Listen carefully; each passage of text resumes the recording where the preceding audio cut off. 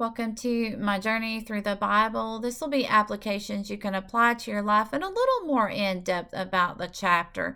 We are in 2 Kings chapter 3, verses 1 through 27. Now, we see that King Ahab had died and he passed his kingdom down to his son. And then, of course, the king of Moab did not think that the king's son would be as strong as his father. So, therefore, he rebelled against him. He was getting tired of giving all of his sheep and his rams to another country, to Israel. And so he took a stand.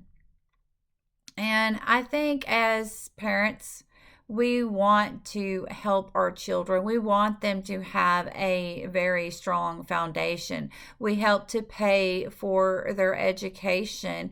We help them with money. We give them land. Maybe we help them to build a house. And this is so that our children can have a good firm foundation of starting out in life. But it is up to them to maintain that foundation. They have to make wise choices, and they can either add to the money and the land and the investments that we have given them, or they can waste it all and be back left with nothing. Now, we need to teach our children about God, but we also have to let our children as adults decide whether they want to make that commitment with God or not. They have to build that relationship.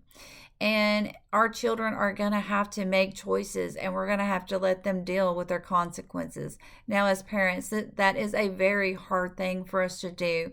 We do not want to see our children suffer or have any kind of pain, especially if we could try to help them avoid that. Now, just as the king of Judah had wanted to inquire of the Lord because he knew that God would have the answers, he knew where to go and look. And that was because of his faith. And because of his faith, Elijah had said, if it was not for this king that believed in God, he would not care what happened to the other two kings. Their fate would have been sealed. But because there was one among them that believed in God, then he would talk to God and inquire of him of what he should do, and told them what to do. And the kings did listen to the words of God. Now, the king of Israel, he had made prophets. He made his prophets his friends and his family members, and he made sure that they told him what he wanted to hear. It was not necessarily a prophet that was from the Levites and that was called from God so that he would have the truth. Now, in our life, truth is going to be very important. It is better for us to have a harsh word from a very close, loving friend than to have a kind word from our enemy. And we need friends that will be truthful with us and that will stand by our side and that will pray with us and encourage us and help us through hard times.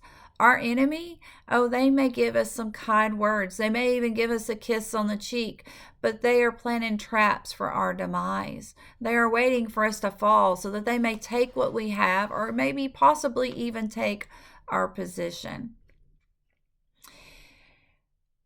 So while the Moabites was a country that was full of idols and full of evil, and they would have led God's children astray. And so we even see that the king of Moab had offered his own son as a sacrifice for the war, or tried to win the war that was already lost. And then these three kings did stop up the well waters. This way they wouldn't have water to get from there. They were told to cut down the fruit trees and to cast stones on the land. This way they wouldn't be able to farm it. And the victory was complete. God was with them, He went before them. And because they listened to God, they had victory. And we need to stay close to God as we fight against sin in our life. And then we will have victory as well. May God be with you in everything, in every way.